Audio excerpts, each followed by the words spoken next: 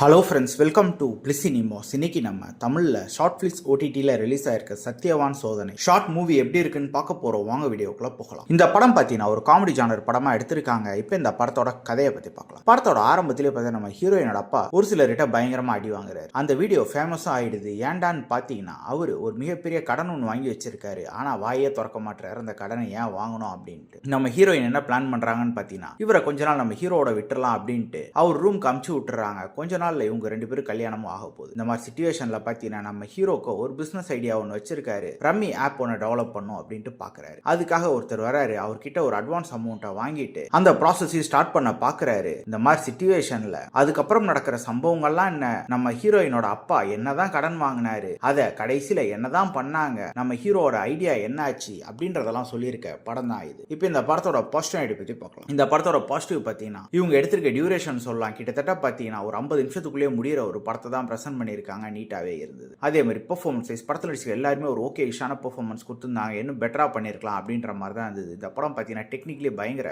Below ஆவரேஜான படமா இருக்கு. ஏன்னா எல்லா ஆஸ்பெக்ட்ஸுமே ஓகேஷா தான் இருக்கு. ஒரு லோ பட்ஜெட் படமா தான் இந்த படத்தை பிரசன்ட் பண்ணியிருக்காங்க. அது ஃப்ரேம்க்கு ஃப்ரேம் நமக்கு தெரியதான் செய்யுது. அதையும் தாண்டி பார்த்தீங்கன்னா நம்ம ஹீரோட மாமனார் எதுக்காக அப்படி இருக்காரு அப்படின்ற ரீசனை ரிவீல் பண்ணியிருக்க இடம் நல்லாவே இருந்தது. அது ஒரு மெசேஜையும் நமக்குள்ள கன்வே பண்றதுல நீட்டாக ஒர்க் அவுட் ஆயிருந்தது. மற்றபடி இந்த படத்தில் பொறுத்தளவு பார்த்தீங்கன்னா சொல்லிக்கிற எந்த விஷயமே கிடையாது. இந்த படம் ஒரு பிலாவரேஜான படம் தான். வேணும்னா ட்ரை பண்ணி பாருங்க. இந்த படத்துக்கு நம்மளோட ரேட்டிங் நான் 10க்கு 4 மார்க் கொடுக்கலாம். இன்னொரு வீடியோல சந்திக்கலாம். தேங்க்யூ.